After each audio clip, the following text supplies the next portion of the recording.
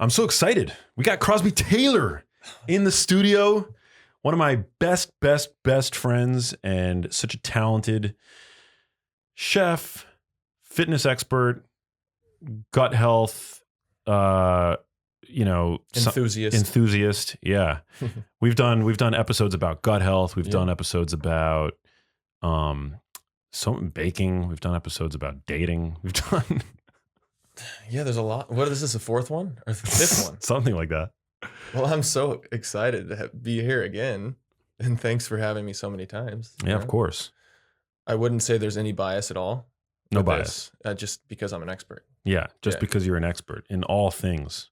When I need like life advice, you're one of the handful of people that I go to. Really? Yeah. I would say you're an expert. You're also like very intuitive, which I love about you. You know, like some people, they go strictly with the data, right? Like scientific data. Some people are more intuitive. You know, you, I think, are like in the middle, which is where I am. Yeah. That's totally where I am. I love being there because a lot of the time, the stuff that I learn online, I can't really apply it to myself. I just feel like, oh, well, we're all so different. Like I can't be that exact with what they're talking about. And so the intuition comes in, you know, like there's some foods that I was eating for a long time that everybody was talking about how great these things were. And after a while, a couple of months of eating those strict, like that kind of strict diet, and it like plummeted my hormones, or like trying something else and it did something else to my body. Right. So finally finding that balance between everything that I've learned over time creates that like now real intense intuition when it comes to food for me, where I just kind of know like, hey, this thing's going to give me energy. This is not, this thing's going to make me feel great or sleep better, or now it's just like I just feel like I fine-tuned all of it. And now I just feel I'm about to be 36 and I feel like I'm in the prime of my life. And I owe that to learning so much about myself and tailoring kind of like a lifestyle for myself that really works for me. I love that. Yeah. I'm excited to talk about what you do to maintain your energy levels so that we can all boost our energy. You know, you need a lot of energy these days. Get those energies. To get those energies, to do all the things. I have a joke with my girlfriend before we go work out sometimes. I always make our workout drinks at the same time. And I'll put like different things in each. And I've kind of slightly intuited things that she might need as well, just based off of like trial and error and like what she likes and all that. But I'll put together these workout drinks and I'll be like, babe, I'm making them energies for us. You want to get them energies? You need those energies for the workout?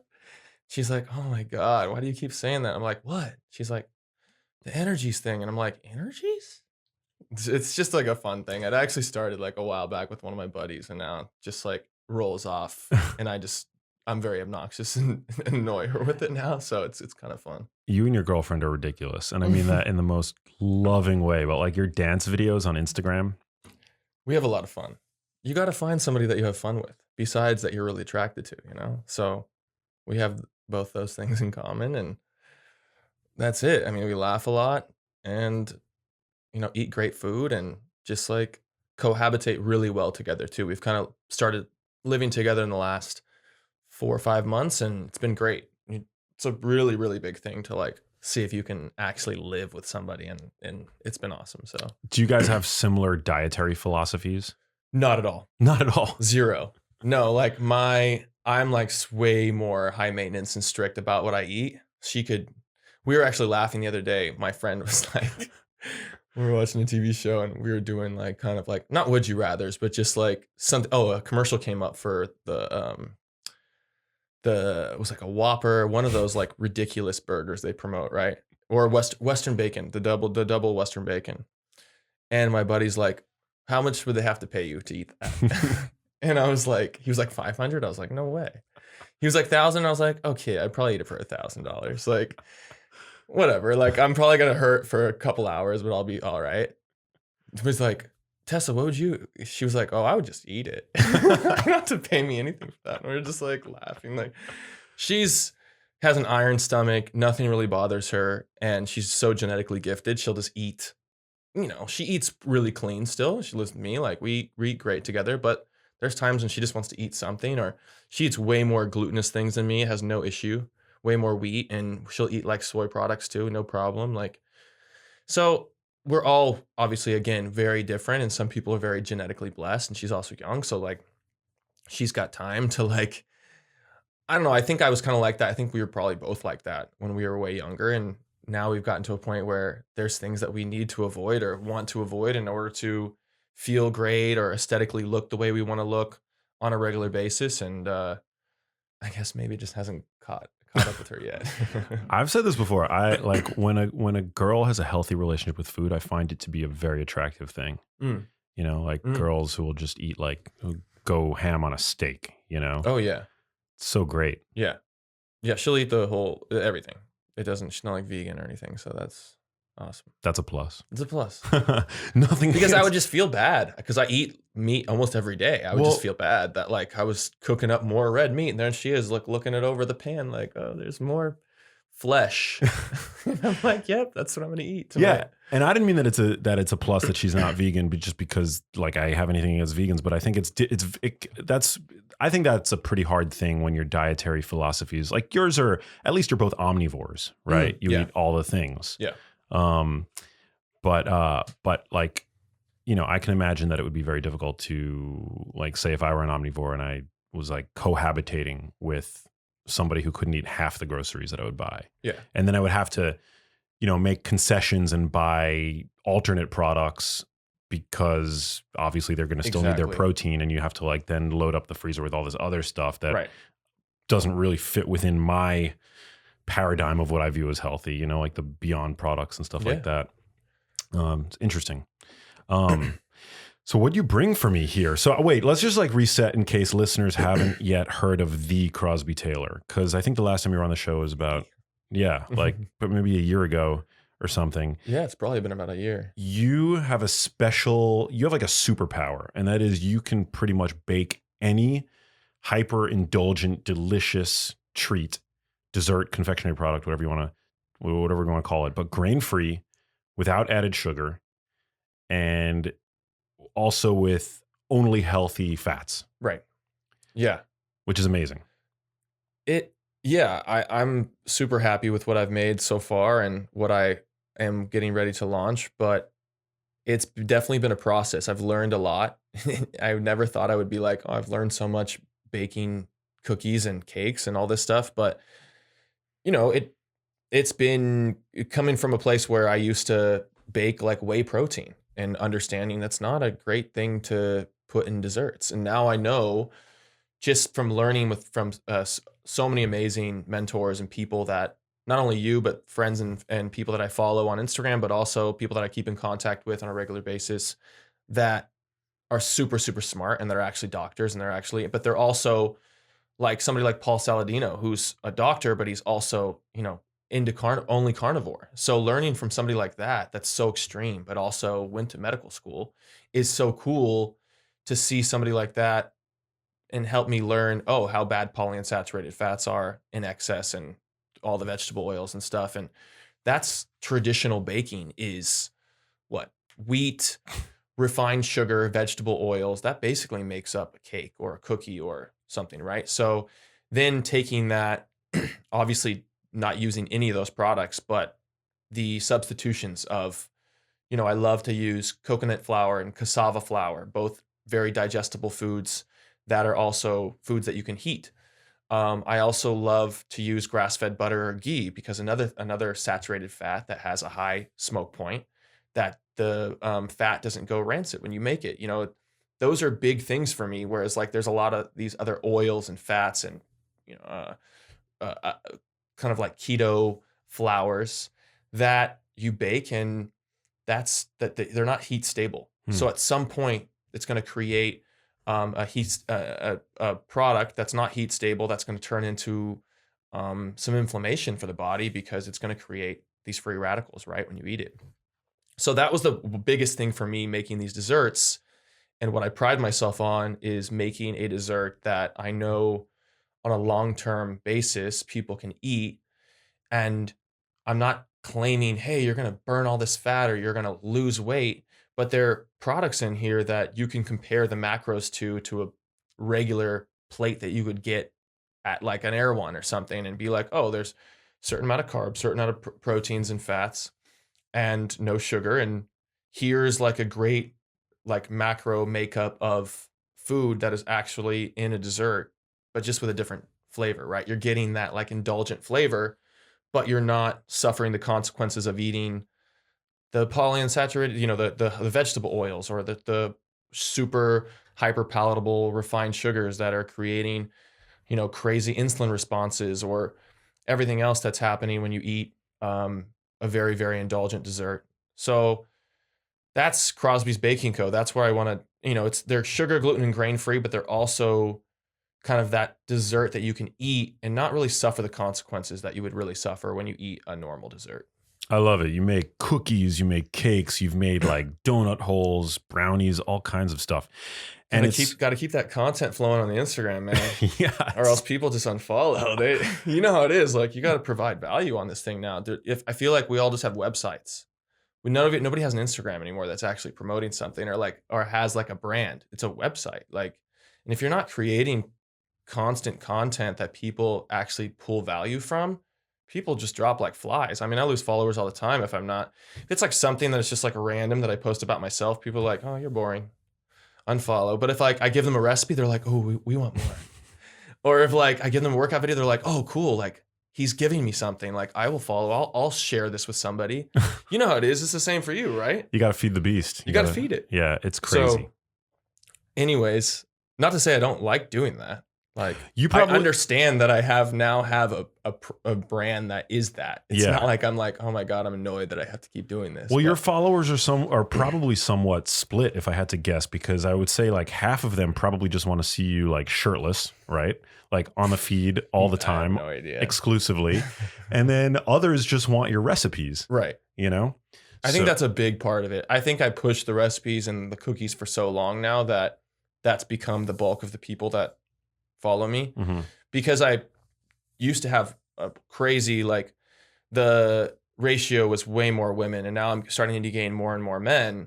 And I think it's because I'm also talking about like hormonal health for men or like workout tips or showing people like, showing a guy that he could be, don't feel weird to bake. It's fine. Like make a dessert for your girlfriend. It's awesome. She'll love you for it. So a lot of guys hit me up like, oh, keep with the recipes. It's awesome. Thank you. Like, oh, this one looks amazing. I'm going to make it. So that's cool for me because I like having that split where I feel like I can add value to, because otherwise you're just like somebody on Instagram that people are like looking at. Yeah. So, I love your desserts. In fact, if it weren't for your desserts, my body fat percentage would probably be closer to yours because I feel like all I do, like whenever you make them, I can't stop myself from eating them. Like you'll make me like a week supply. Wait, you're saying you gain body fat?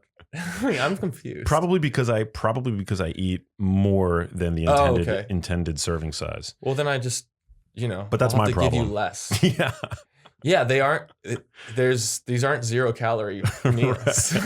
There's calories in these things, but obviously. They're much better for you. Like if you think about your average cake or cookie, it is literally the perfect obesogen, right? It's like refined grain flour, industrially processed vegetable oil, typically. Yep. Emulsifiers, which I think is the worst one, the vegetable oil part, over the sugar, I believe.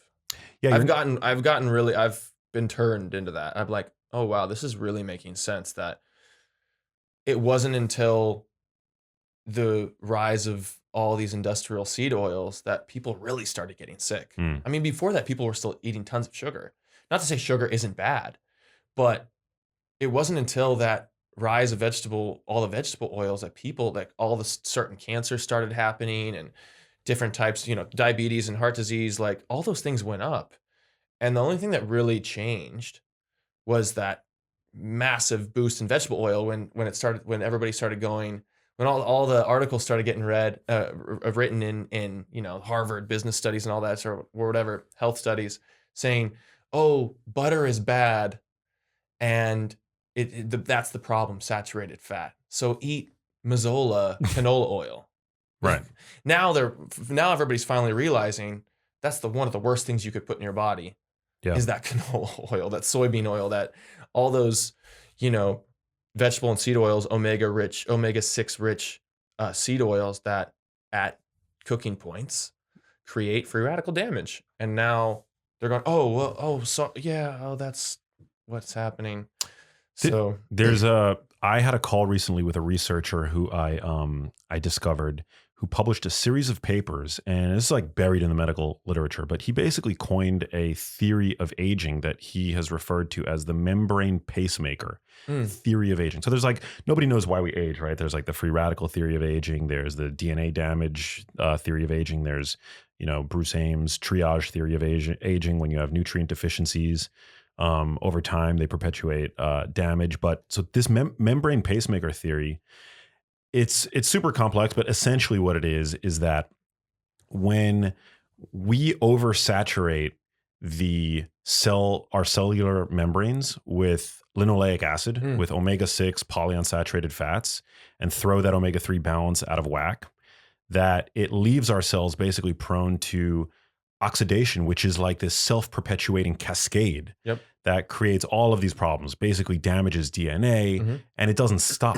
It doesn't stop. Our own antioxidant defense systems and the antioxidants that we consume through our diets can't possibly keep up with the damage wrought by the overconsumption of these grain and seed oils. Right. And it's a theory, but yeah, people should check it out. It's called the membrane pacemaker theory of aging, and it's super interesting. That's so cool. I haven't heard of that, but I'm gonna look at that. That's like right in my wheelhouse. I love all that stuff. Yeah, it's amazing. And that's why you don't, unlike a lot of keto products, you don't use almond flour. No almond flour. So I don't really use nuts. I actually thought about using nuts the other day because I used to love bear claws. You remember bear claws? Did you ever have a bear claw? No? I don't think so. From a donut shop or? Bear claw? Bear claw was like a bready, kind of like almondy pastry with almond paste and like sliced almonds and like a very like thin frosting, kind of like vanilla frosting. Dude, they were so good. Wow. I used to love them. Yeah. And I saw one, me and my girlfriend at Sprouts the other day, and I saw one and I go, I'm going to make this healthy, but I know I'm going to have to can't get away with not using almonds. So I know I'm going to have to use almonds and be like, okay, whatever. I'm going to use it for this one to see how it tastes, but I'll use like, the best organic almond, and I might have to use some almond butter, but I still won't use the flour. I'll still use the other flours, but I think that I'll just try it for taste wise. But yeah, like I just don't like I actually don't really eat nuts at all. I kind of stopped eating them a long time, about 6 years ago, when I had really bad digestive issues. And one thing that cleared up a lot of my issues right away was just getting rid of nuts. I was eating a lot of cashews, a lot of almonds. And I'm not saying these are bad foods, eating in the right quantities. But if you think about back in the day, like actually getting a walnut had a shell, right? Yeah. So how many are you gonna actually crack open before you're bored of like trying to eat? Now you could just go to Whole Foods and go to the bulk bin and get 100 almonds or 100 walnuts and just sit there cranking them, watching a Netflix show.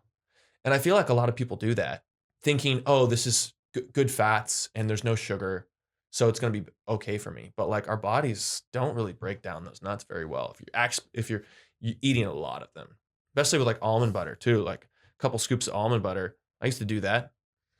I always felt bad when I did that. Yeah. Now that I don't do that, it's like nothing really affects my digestion poorly, except for like if I really indulge and like overeat something, because I'm not used to eating like tons of food in one sitting, but that's pretty much it. So that's why I say, and I kind of started out saying, I feel like I've figured out what my body is, my fuel, what that is for me personally. And I switch it up here and there, but there's kind of the primaries that stick around. So I feel like that's a big part of really getting those energies, is to get to understand what works for Max, what works for Crosby and everybody else, and having like those primary foods around often, and then keeping it kind of the variables around as well here and there, and understanding seasonally what's in, what's out. I think those are like big kind of keys for getting energy from food, and then obviously working on your digestion and your lung capacity, because really how we get energy is either through breaking down food and absorbing and using those nutrients through digestion and the food we eat, or do you have issues with getting air? Do you have like asthma or issues with your lungs, or whatever that is? Because that's the other way we get energy, right? So through oxygen. So like being able to master both of those really over time has gotten me to a point where now I just feel great the time I want to feel great, and then I'm actually ready for bed too when I want. It's not like I'm still like zapping with energy at 10 o'clock. I'm ready to go to bed. So finding that like balance and understanding also like your I feel like everybody's kind of also different in their sleep schedules. So like understanding what works for you there. It's all very interesting. I mean, there's so many people that have come up with so many theories on how this all works, but for me, like I know what it is now, and I think that you've kind of like keyed in on your stuff too. I feel like we're also different in a way where you're like, I envy your ability to absorb mentally, because I feel like you're just so smart and everything. Like you'll rattle off things that I'm like, oh shit, it sounds like you're talking right out of a book, but it's just in your brain. And you've figured out how to like utilize, absorb that energy from a book or something that you've read, and it just like sticks in there. Yeah. And you can just rattle it off like it's straight out of your notes out of a phone. It's crazy. Well, I love to hear you say that. I mean, I guess I have like a bit of a photographic memory for specifically the things that I'm passionate about. My incentive is my passion, Yeah. So when I'm able to remember things, it makes me feel good. It's like one of the great joys of my life. But my brain definitely does not work that way. In fact, it works the opposite for most other things like sports, like honestly, sport, like anything sports related. Yeah. Well, you also didn't grow up playing them. Yeah. So that, There you puts go. you at a disadvantage Like- at 30 something, you're like, oh, let me figure out how to play basketball now. It's harder. It's like me trying to figure, I went to Canada, my girlfriend, and went skiing for the first time. And I felt like an 80-year-old man because that's nothing that I've ever done. I was on skates for the first time on the ice on a pond, nothing to hold on to. There's these little kids, they're like 3-4 years old, like literally skating circles around me. And I'm standing there, she let go of my hand, and I'm like trying to create my own momentum. And I couldn't. And it's like, I'm an athlete. I played football in college. Like I grew up playing sports, but I didn't play like extreme sports or snow sports, like nothing on the ice, no skiing, nothing. Like I didn't do any of that. So it's just foreign. If you try to pick it up later in life, it's just like a weird, Yeah. you know what I'm saying? Like it's nothing to feel ashamed about. It's just like, I would feel strange too if I never played basketball or football, and all of a sudden somebody's like, hey, let's go play catch. And you're like, I don't know how to throw this thing. It's just strange. So repetition is obviously, consistency and repetition is obviously key when it comes to really anything. Yeah, you're right. Let's talk about what Crosby Tailor. I like referring to you in the third person. Are you going to eat these or? Should we try them now? Yeah, you might as well. Let's do them. Let's do they're just sitting here, and I feel like the chocolate frosting is going to melt at some point. Or oh man, it's pretty dense. I don't think it will, but well, okay. So if you guys are just listening to this, apologies. Just yank it. But yank it. Okay. But yeah, so Crosby brought in these amazing desserts that he created, and one of them was sort of like a collab. Can I call it that between us? Definitely a collab. Yeah. Yeah. So I gave Crosby the ingredients that I wanted to use, and he created this amazing chocolate cake recipe. And the recipe is gonna go up on my Instagram page, but it's a collab between me and Crosby. And so there's a really awesome podcast with Chad Ochocinco. He's a football player. He's got this hilarious podcast with a couple other guys, and he's talking to, I forgot what football player he's talking to, but he's talking about like, oh, I'm going to be your nutritionist. Like, this is what we're going to do. Yada, yada. This is exactly what we're going to do. And I'm going to turn you into like an amazing athlete.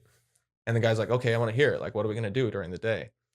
And he's like, breakfast, we go to McDonald's. We're having pancakes, sausage. Like he just goes off on all this stuff. And at the end, he talks about, and for dessert, yellow cake, chocolate icing. Oh, damn. So that's so what we that got. actually also inspired me to make this cake because it's such a funny line, and we'll have to find it and put it on like something because it's so funny. Yeah, we'll get our video editor it's to so throw funny. that in. So I'm gonna taste this. You guys can actually watch this on. I mean, if you're interested in watching this, you can watch it on my YouTube channel.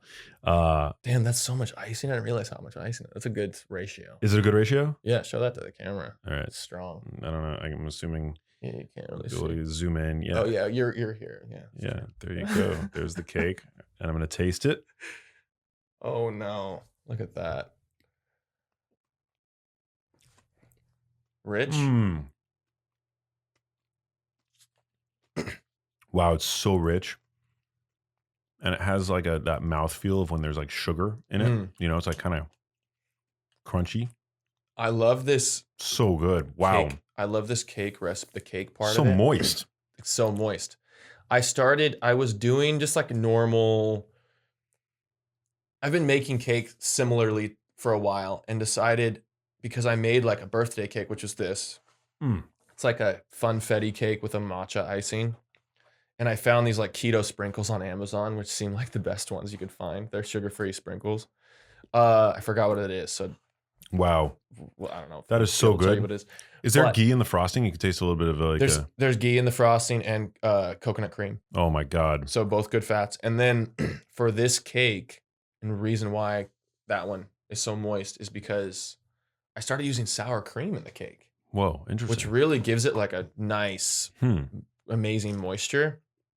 And Wow. you know, there's no sugar in sour cream, so I mean, that is still keeping it hyper keto. palatable. And I'm not keto by any means, but I do make a bulk of my desserts that way, especially the recipes online, because as quote unquote like sugar-free chef, a lot of people are asking for like full on like low carb keto stuff. But I do love cassava flour. I think that, and I use it in my cookies, and I think it's a great addition to it, especially if you can digest if you use carbs well.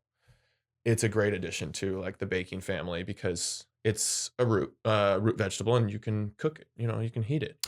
Yeah, but see, the thing is, I'm not like explicitly chronically in ketosis either. No, but of I course will, not. but I still default to keto desserts because they're gonna, by definition, they're gonna be free of refined grains. Yeah. So Because there's not really a lot of other things. There's no like middle ground in that world. yeah, there really isn't. Yeah. I'm definitely not gonna reach for low fat desserts. No. You know, so I'd much rather reach for low carb desserts. Yeah. You know, and because keto kind of comes with it, like if you're aware and seeking out products that are keto approved, you're probably aware of like, you know, you're probably avoiding grain and seed oils. You know, there's probably some overlap in other nutritional philosophies that are going to make that product something more likely, you know, something that I'm going to want to put into my body. Right. You know? Of course. So wait, what the hell are these? So then We've got like a whole other box here. So the chocolate chip is still the traditional chocolate chip, which you've had plenty of. But dude, check this white chocolate out. Wait, how'd you make the white chocolate? Well, I found a white chocolate chip company that's making like sugar-free? Wow. Yeah, it's a sugar-free white chocolate, and it's decent. They do use a little bit of, I think there's it's not whole milk, but they use like whey or some type of dairy to make the white chocolate, which I'm fully in support of dairy, especially raw dairy. I love it. I know there's not a lot of dairy fans out there that probably listen to your podcast but yeah, I mean, I drink raw goat milk till the cows come home, till the goats come home. Dude, I'm open-minded to dairy. I consume dairy in moderation, but I think it's hard. Ice cream? Will you eat dairy ice cream, or will you go for like a coconut flavored one? You know what? Coconut ice cream. It's taken me a while to come to this realization, but you know, I mean, it really depends on the ice cream. There are some really great vegan ice creams, and we've talked about this in previous episodes. A lot of those vegan ice creams are just pumped with chicory root fiber and the gums. And the 50 gums, different gums. But dude, you put fiber. like, you can easily, if you eat half a pint of some of these vegan ice creams, you're getting like 15 to 20 grams of chicory root fiber. You're gonna need to quarantine yourself for another reason if you go through all that chicory root fiber. Yeah, you're gonna be bloated for like 3 days. Yeah, not only that, but like Your bacteria is going to be Oh, yeah. gut microbiome is going to be in a feeding frenzy. Oh, yeah. Gas City. Gas City. Yeah, you don't want that. We always end up talking about Flatulence. on the whenever you're here. Yeah, 'Cause no, it's a there's thing. also the other one I think we talked about last time was Smart Sweets. Yeah, Smart Sweets is they're literally fiber candies. they're fiber Like if candies. you look at the back, there's Yeah. 24 grams of fiber in the package, and the package is like this big. Yeah. And you're like, well, how is that? It's literally just, I think it's just like gelatin and fiber Yeah. with like sweetener. My thoughts are that some of those fibers aren't true fibers. And I think we're going to find that out, that some of them, actually, one of my followers who has a CGM tested Smart Sweets, and they caused their blood sugar to go like Through the roof. super high. No. Yeah. So some of those quote unquote fibers don't act like fiber, meaning they actually do get absorbed in the small intestine and cause your blood sugar to spike. They act like carbohydrates. And then, some of those other fibers, they do act like fibers, but like they're so pure and like they feed only one type, of bacteria. And those are the ones that I feel like will cause you problems if you eat them in excess, because they're just out of balance with like the normal fiber matrix that is found in whole food, because they're like these isolates. Oh, yeah. For sure. Can you tell when you are starting to have that spike, like in your body? Can you tell? Or because I think you started using that glucose monitor thing, right? Or you've tried it? I've tried the CGM, yeah, from Levels. They gave me one. Can you actually just intuitively feel when you are having a spike that's like out of your normal range? I mean, I want to say yes, but I don't know. I mean, I think I can't. You can? Yeah. I'm pretty sensitive. So, and it's weird, I have them on with the strangest things. Like when I drink, like I usually on heavy lift days, I'll drink like a coconut water or like raw goat milk with like a protein powder and glutamine and glycine or whatever afterwards. Feel great, no problem. But if I eat something strange, like something like that, where it's supposed to be low sugar, low carb, but it has that like intense sweet, like they almost like overused stevia or monk fruit or something, and then they have the other stuff in there that you just don't know what it is. Yeah. And I feel like jittery and weird. Yeah, like I felt like something just made me feel like I just took like some kind of medicine that made me spike like that. Yeah. So it's interesting. I feel like a lot of that community has demonized whole food carbohydrates and sugars that actually like over time of like having them in balance will actually help you become more flexible with carbohydrates and fats as your energy sources. And I think that's kind of the place where I think a lot of us want to get back to, is a place where it's like we're not restricting this whole side of the nutrient panel and losing out on all these things. And then eventually doing something so hardcore for so long and then being like, God, I have no energy, and trying to switch back to something and being like, whoa, that felt crazy. Like, I don't want to feel like that either. Like, oh God, I got to go back to like keto or whatever. But like, I think that's like the transition that I feel like I made eventually, where now like I eat white rice, I like sweet potatoes, I like white potatoes in all forms. I'll do cassava pasta. Like you look at the back of a cassava box of pasta, there's like 40 grams of carbohydrates per serving, which is a lot, but I feel great on it. And I also know that at this point in my life, and getting back to like the whole idea behind understanding what really gives you energy, is one thing that helped me out that I finally got myself to, because I think I suffered from issues with my hormones when I went really like strict with food. And not to say like I was like in some weird dieting phase, but I just thought it was good for me to do certain things, right? Now that I'm open to a lot more food sources, I also got my hormones back to where they should be. And now they work for me way better. And so when I eat the carbs or when I eat the fats or when I'm absorbing these nutrients and using them as opposed to them sitting around or gaining, cortisol weight or insulin weight. Like I'm now just like absorbing the nutrients, using them and moving on with my day. And so it's interesting. I think that that's a big, kind of what I'm getting to. I think that's a big thing for people a lot of people are getting their blood work tested now and understanding that our male hormones and female hormones are a huge part of how we feel vital and how we actually absorb and use food, and how, our thyroid and how important that is, and how a lot of people are either one way or the other, like hyper or hypo, like have sluggish or too sped up thyroid function. All of this comes back to their hormone health, right? So understanding, I think that's a big step for people to figure out, hey, what's really going on? Like get blood work done, like spend the money, go somewhere that you trust, get the blood work done, understand, so you stop guessing and stop thinking like, because then you become this guessing person that just wants to listen to who they think is like the smartest person out there. And they're like, oh, Max Lugavere is telling me to do this. Well, Max Lugavere is super smart, but maybe that's really working for certain people. But for them, they might need to change it a little bit. Or Crosby's telling me to do these things, or he really likes these supplements, but that didn't work for me. So really understand, get the blood work done, get your hormones tested, figure out, hey, what's going on with my testosterone, my estrogen, my progesterone, like all these things, my sex hormone binding globulin, like all these things make a huge difference. And then you're like, okay, now I understand. I have like a sheet to look at and go, okay, these are the things I need to work on. How do I do those things? And it becomes a little easier, I think. So that's a big thing. And we both get blood work done, no?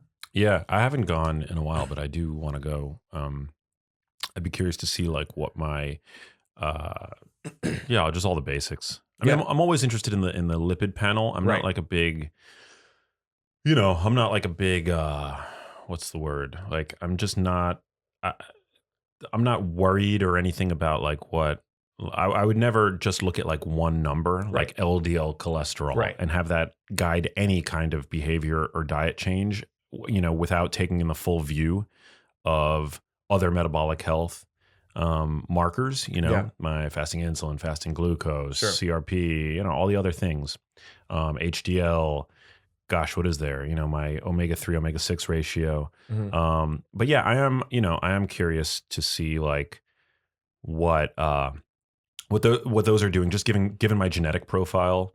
I would also look at my homocysteine levels and all Okay. that stuff. But Yeah. Wait, did you have one of these? I had the white. Wait, Oh, it disappeared. I was like, wow. yeah, Did he I eat can't this? stop myself. Wait, Sydney, do you want to try one Do of you these wanna- cookies? Yeah. Okay. Yeah, Sydney, bring Sydney in. for me Wait, to try. do you have a fork? Should she 'Cause you try could the try- cake, or does she want to try a cookie? What do you want? What she want to try? Well, grab a cookie, but then you have to try the cake. I think that's a COVID freak fork. Just to let you know, I feel like it's COVID. I can't share a fork with my assistant. No, I know, but I feel like it's probably okay. So good. That's the chocolate chip. Mhm. That's the classic one. I feel like that's going to be the first one. Well, I know that's going to be the first one to market because I actually got into a co-packing kitchen for the first time. Thank God. It's amazing. Yeah, and we cranked out a bunch of cookies as like a trial run. Everybody was awesome there, working with a company called Foodies, kind of in like Sherman Oaks area. But yeah, that's awesome. You're a master. But Sydney, yeah. the cookies are Sydney approved. So good. Thanks, Yeah. Sydney. Yeah. Oh my gosh. Yeah, so I have all my wholesale ingredients dialed in. I'm working with awesome companies, I love that. and I'm at the stage now where I'm getting all the ordering forms ready to go and done, and then we ship everything to the co-packer, and we get the, everything that I'm gonna package and ship there. And so there's some process. There's a process still left for, I think, probably, I'm hoping half this month, but it might take the full month to really get it launched. But yeah, I just keep feeling like it's going to be, oh, here. And then it's like, oh, it's like one of my suppliers is in Texas, and I was in great communication with them. And then all of a sudden, all the weather stuff happened in Texas. Oh yeah, shout out to Texas, by the way. Crazy, Love Texas. Yeah, so set. Yeah, so do I. They're doing some awesome things there. They are. And then boom, couldn't get a hold of them. And then, like a week later they respond. I just feel so bad. It's like crazy. But I also know that's part of the business with having a food product, is like understanding you might have to have multiple sources ready to go, because things like that, weather things will happen, and companies could get shut down or not be able to send out stuff. And so Yeah, it's the trial and error of starting my own business all by myself. I have one other person that has like helping me with financial stuff, like not not paying, investing in anything, but more so just understanding the numbers. Yeah. That's it, and me. Yeah, but you So- can't think about it like that. You got to think about you're not by yourself because you've got like all of your followers have been True. waiting for this Yeah. for years. Yeah, I get hit up all the time by, I know. by my followers. Like, can you tell Crosby to like step on the gas a little bit? So, dude, you're not alone. And what is this that I'm about to try with the green frosting? So the only thing about this is I made this like I want to say 4 or 5 days ago, but I still think it'll be moist. This will be a test to see if it's still moist. This is a matcha. It's a keto matcha funfetti cake. There's sprinkles in the cake as well as in the icing, kind of like like the old school birthday cakes. Yeah. But I wanted to switch it up and do something a little different. So you have the matcha in there. Wow. Great antioxidant value. Also some theobromine and caffeine happening. So good. Still good. Still Mhm. moist. Still moist, yes. Not as moist as this one though. No, This one's but this is still good, and I Still love good. matcha. Matcha's great. Yeah. Theanine too, good for like the mood. Yep. So good. Yeah. Awesome stuff. I love this. I'm happy with that one. Dude, you I are have little square cakes on that one. so talented. Thanks, dude. Dude, if I could bake like this, Jesus. What would you do? Well, for one, I would be 400 pounds. Do you think it would get you a girlfriend? I mean, it might help. It would help. It might, baking. I just don't get it. You're literally like the last most eligible bachelor left in Los Angeles. Anybody watching this, I'm holding I out for mean, the I get one. I get hit up by girls on my Instagram that say, "Hey, I see you're really good friends with Max Lugabear. My girlfriend in New York thinks he's the most adorable, smartest man in the world. Like, let's set them up." That happens to me like once a month. I don't know, some girls don't like cat guys, and I'm a cat guy. That might be maybe an That might issue. have something to do. You're gonna have to find a cat lover. I'm not really a cat guy. I mean, I have a cat that I love, but You're a cat guy.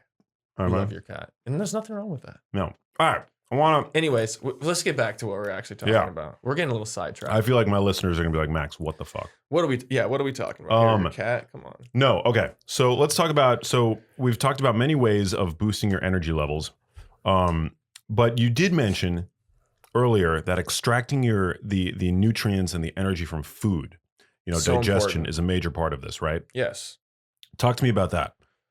Well, so many phases of that, right? Like, first of all, eating foods that are easier to digest to start, especially if you're struggling with gut issues. You don't want to like be crushing broccoli and cauliflower that are, super fibrous and hard to kind of break down for somebody that's having gut issues. Right. Stick with, carbohydrates and proteins that are easier to break down, good fats that are easy to break down.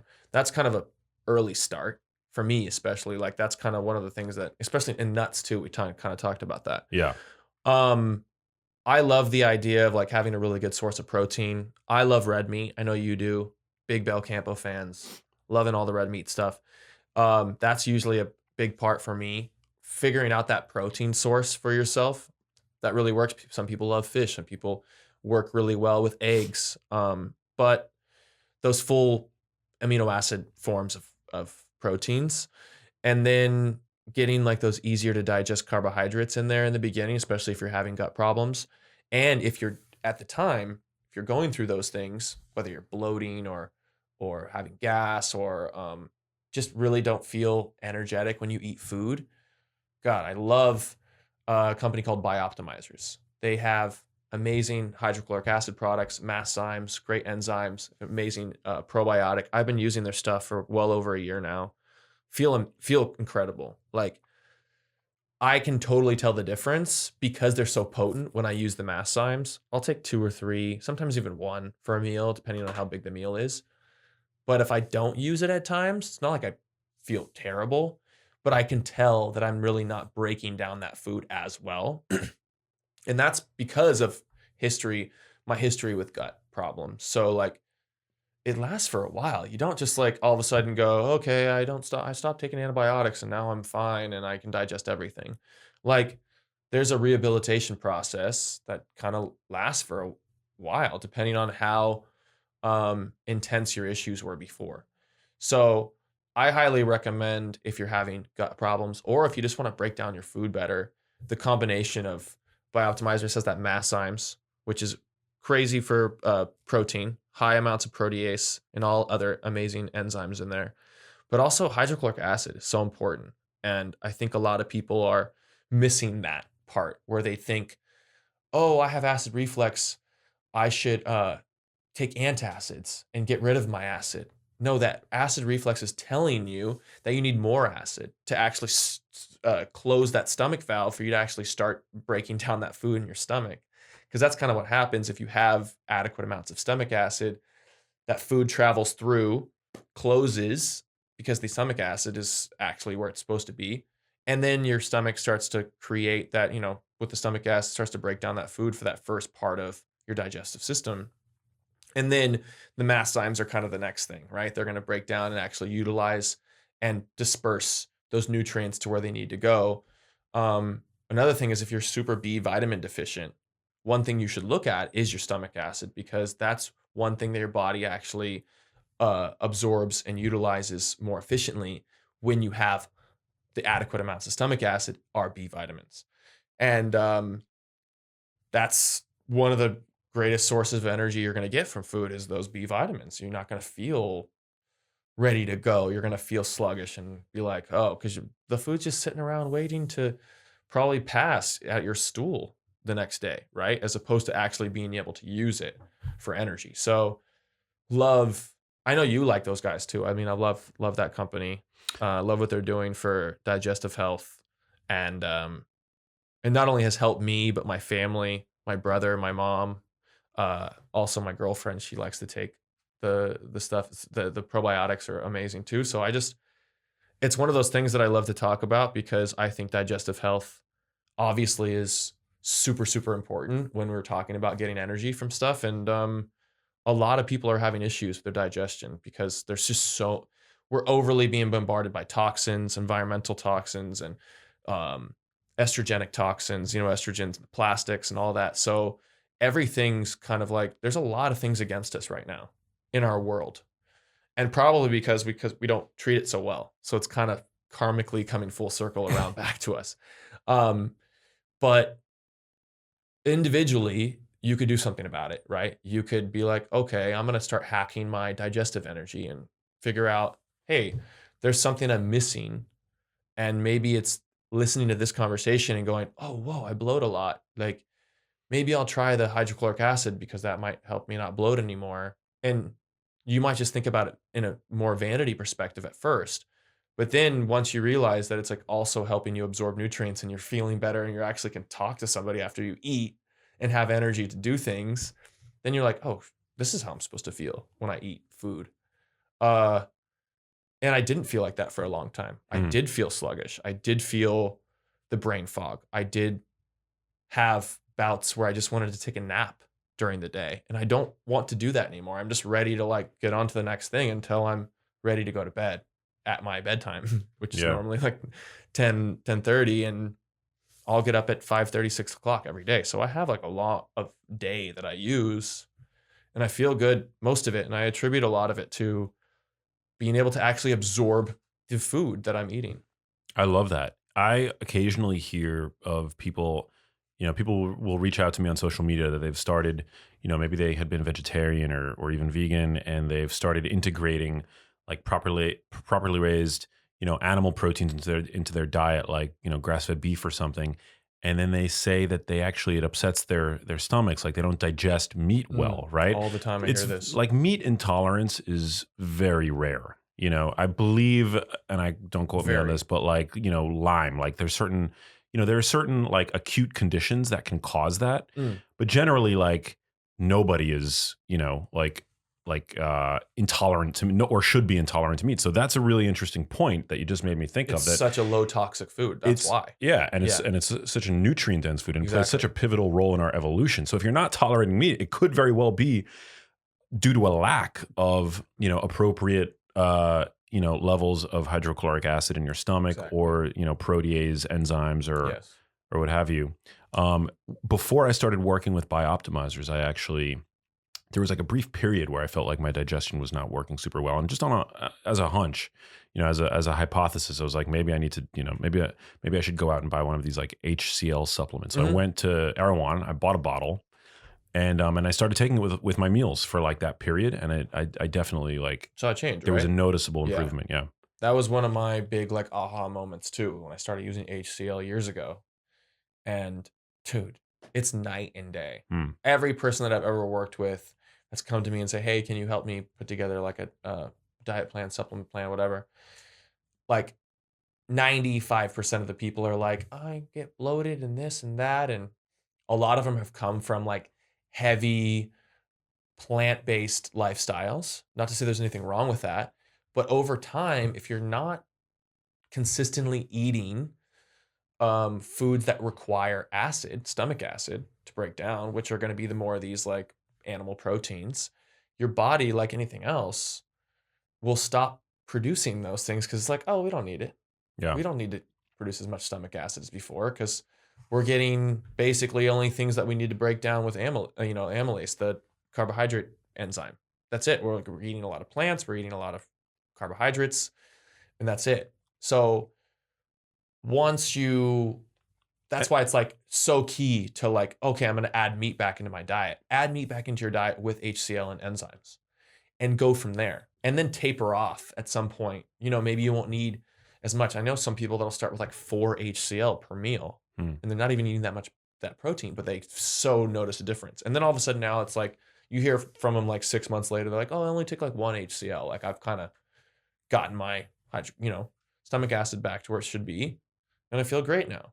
So those are big things digestive wise. I also love, they have a product called P3OM that I love too, that I take as a probiotic supplement at night.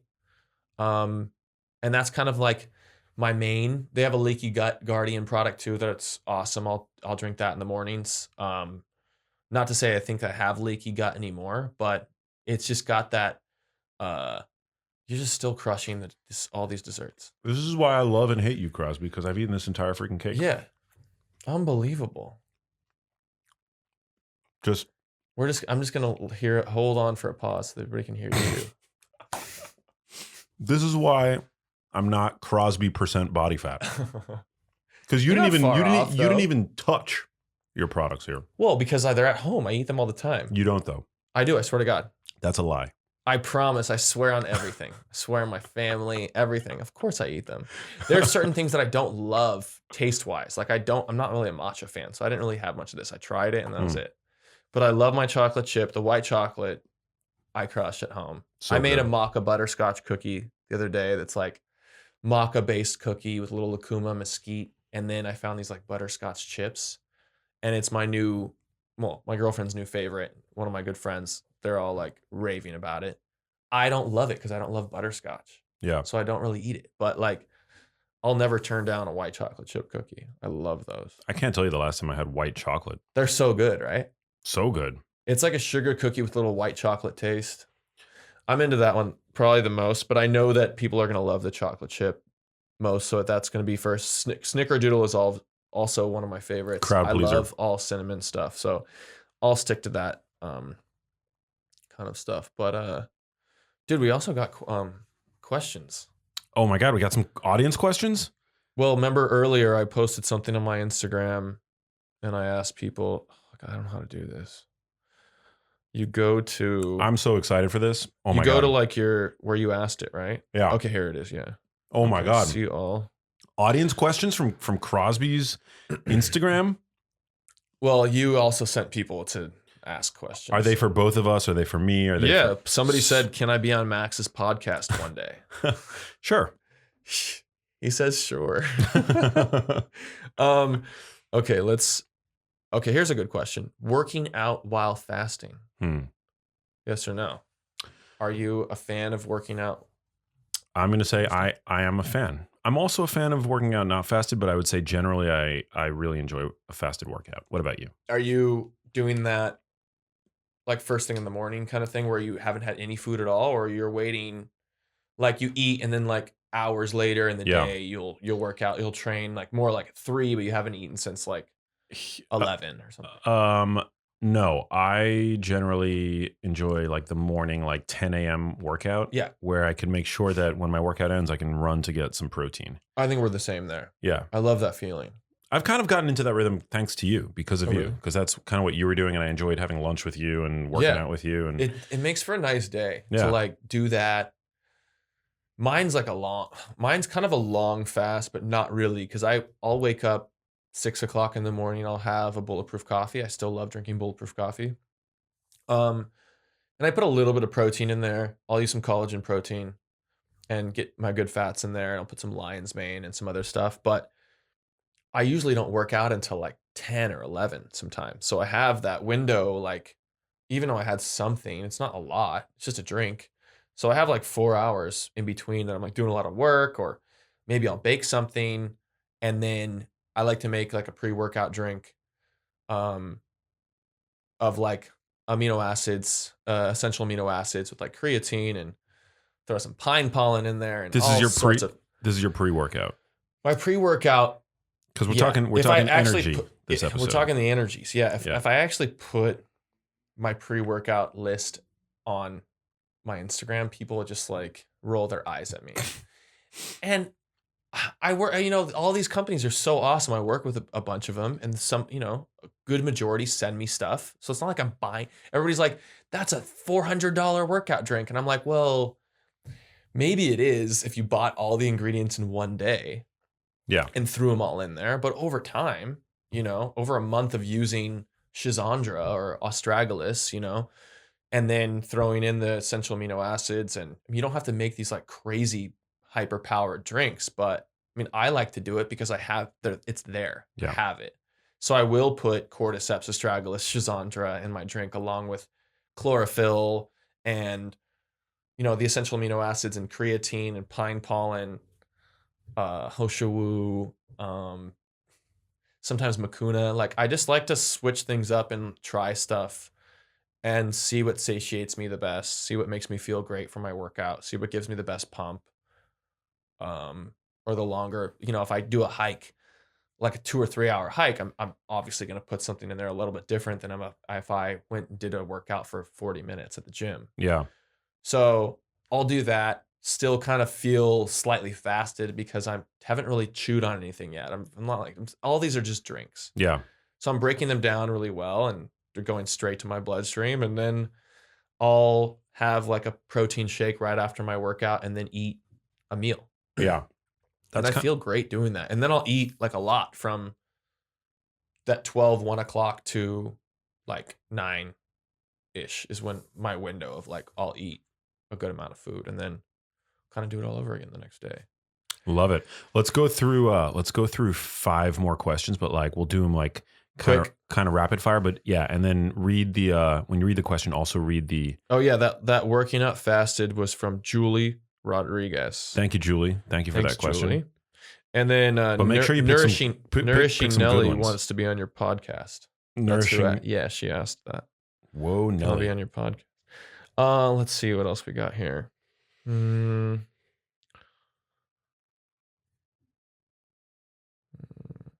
So many. Having so much troubled sleep. Any tips from Susie Rogers? Susie Rogers.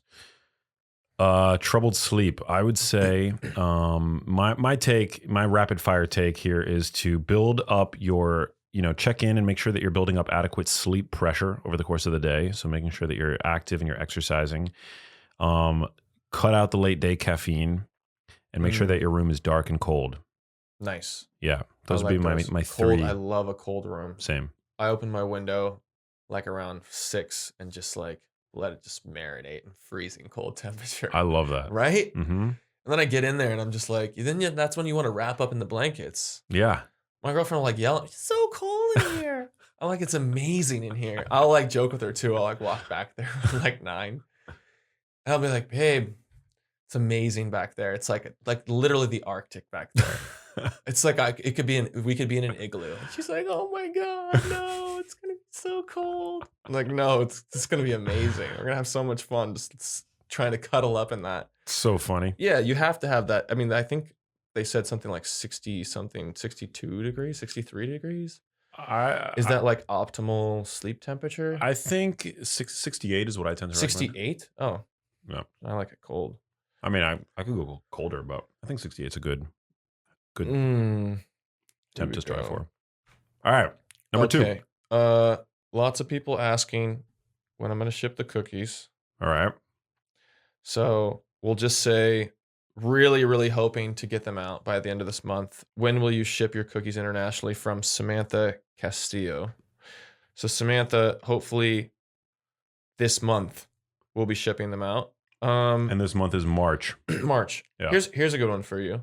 How to get out of a consistent brain fog. From this person has a TJ Freed 3. TJ Freed 3. How to get out of a consistent brain fog. Well, I mean, the first thing that I would do, I would, and this is not medical advice. I'm not a medical doctor. I always like to preface my, any kind of brain related advice with that. I think it can be useful to see a neurologist because sometimes there are medical causes of brain fog, right, that you want to rule out.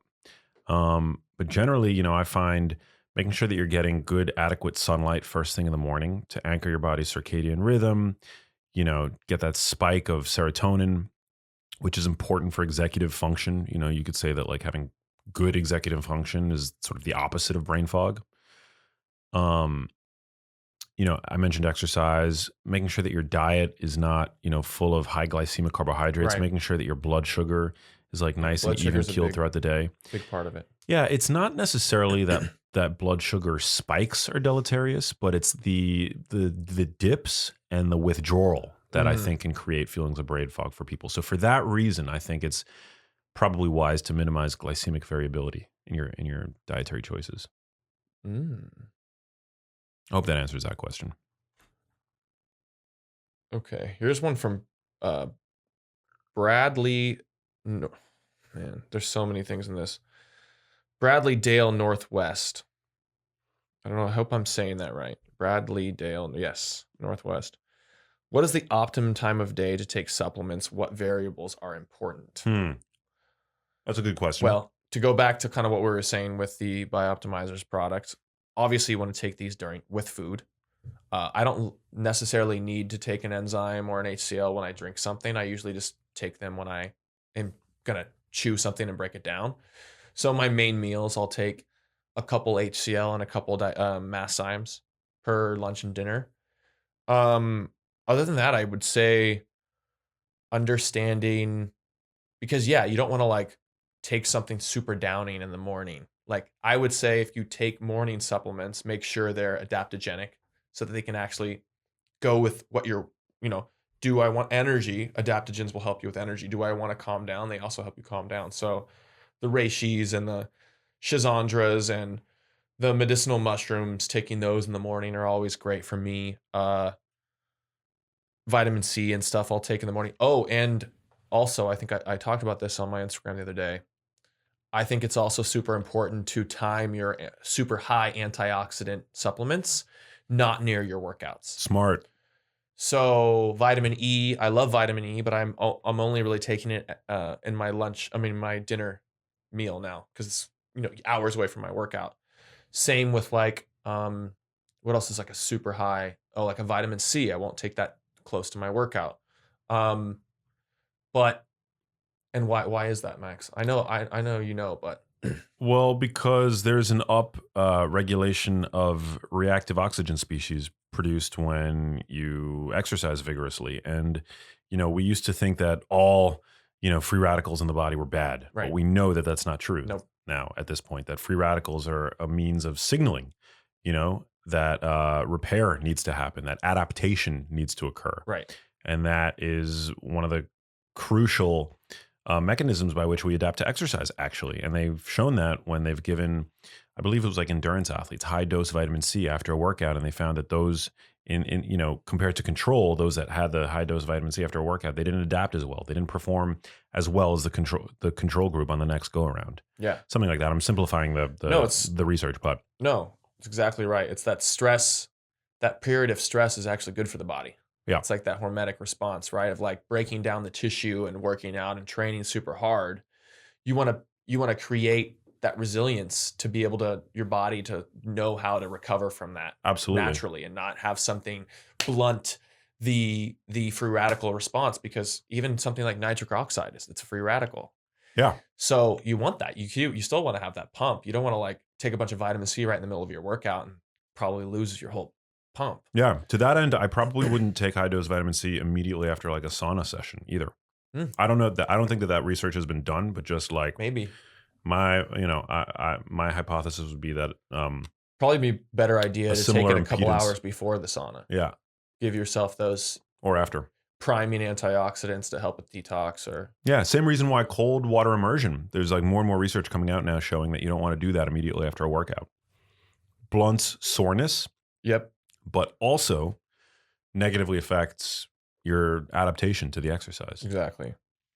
I'll do two more. Okay, two more. Ooh, here's a Genius Foods question. Been trying the Genius Foods low carb plan for the past 2 weeks, but I'm still low on energy. Thoughts? That's from Sohan Shah. I think. I would say it's possible that you're just not eating enough. There's that. You need. That's one thing we didn't really like talk about. I think we were talking about before we even got on here, is like that idea behind over expending, working out or having a long work day, training, not getting the greatest sleep, and under eating for that. Yeah, you don't want. It's going to create that like tank that's low, right? We want to have a full tank all the time, and we want to be filling it with all the greatest nutrients. But that also means that you have to eat a certain amount of calories. You can't just like get by with 800 calories a day and also train that day. Yeah, and I would also inquire to see what kind of training this person is doing, because, as I've said many times, you need carbohydrates. Like carbohydrates are not bad, and depending on your exercise and the intensity of your exercise, you need more or less to fuel your high intensity glycolytic work through those exercise sessions. So in Genius Foods, I advocate for an induction period, just to encourage metabolic flexibility. I've talked about this with Mark Sisson. This is sort of a well accepted way of going from burning primarily carbohydrates to becoming a better fat burner. But after that period has sort of ended, you are more than welcome to begin integrating carbohydrates back into your diet. I mean, carbs are not bad. I just, what I argue is that they're just woefully misused today. We're just overindulging on them, and we're more sedentary than ever before. So that would conceively help. All right, last question. Make it a good one. Last question. I know I'm trying to look for the best one here. I love my listeners. I love my followers. Yeah, everybody's got great questions on here. Everybody's so great. Okay, because we talked about this a little bit. We can help get this. V Hopkins 11. Does too much caffeine stress the adrenal glands? Can it end up halting muscle gains? That's a really good question. Yeah, I'm gonna let you answer that, because you have a strict no. I just had caffeine afternoon, which is like even against my own rules, but I was just kind of craving a nice cup of coffee. Yeah, it's no problem with. Some people have 4 or 5 cups a day, which is like how. Yeah. I honestly can't do more than my bulletproof in the morning, but I think I've gotten sensitive to, I've created energy in other forms that like my adrenals are pretty strong now, to where if I had another burst of caffeine at some point of the day, I'm going to feel it. It's going to go the rest of the day. I can't do it. So there's a lot of people out there who will drink caffeine on a regular basis and have a 6 o'clock or a 9 o'clock coffee and be able to go to bed. And that's probably a sign that there's stuff that's not really working so great. Right. So yeah, I don't I think that just understanding, having a gauge and understanding, okay, am I a 1 cup person? Am I a 2 cup person a day? There's nothing wrong with coffee. I love coffee, and the caffeine from it I think is beneficial. But having that extra cup that you don't necessarily need as your individually is definitely going to be an issue. And then when it comes to muscle gains, I would say yes, it could eventually halt the gains because caffeine and coffee in general is a catabolic substance. And we want to, when we get the gains from muscle, these are anabolic gains, right? The exact opposite. We want to be able to recover and to build muscle from breaking it down. If you're constantly in a state of breaking down, catabolism, then your body's not ever going to. So if you like the worst thing you could do is do a work like an awesome workout, hit workout or something, and then drink a cup of coffee after that. Because you're catabolic on top of catabolic. That workout was catabolic. You're breaking down. Now you want to recover and go get something that nourishes your body, that builds it back up, that helps you rebuild those muscle fibers and tissues that you destroyed. And if you have another cup of coffee after that, definitely going to halt any kind of muscle gain because you're just going to go straight into more breaking down of those muscles or of the gut, because the gut goes through a breakdown period too. If you're doing like a longer period of exercise, you'll actually start to break down that gut lining. So something like glutamine or glycine or a bone broth after a workout, super beneficial. Coffee afterwards is going to break it down even more. And now you're creating a perpetual cycle that eventually could end up with some leaky gut because you're just breaking down all the time. So understanding, I like to have my catabolic foods in the morning, and then from my workout on, it's all anabolic. Because now I'm in a state of recovery the rest of the day to where once I am up ready the next day, I feel recovered and ready to go. If I want to train again, I can. If I want to rest and just chill, I can. Like I'm not in a place where I'm in a deficit. I'm in a place of gain. So now it's like, okay, what's next? Want to go play volleyball for 6 hours? Sure, let's go. I got the energy for it. Do I want to go work out? Sure. Do I want to just chill? Yeah. Like, and that's having that like flexibility is so empowering because then you're not in a place where you're like cortisol's up because you're freaking out about the next day going, oh my God, now I have to do so much to like get back to where I want to be. But that's a big part of it is that recovery period, understanding how much recovery your body needs, understanding what kind of nourishing it needs, and really just learning by trial and error about yourself all the time. It's a constant process. Nobody said we're going to be perfect doing it this time around, So try the best you can and understand what is best for you, and then just kind of take your shot after that. You got to take risks, especially with your food too. I mean, Yeah.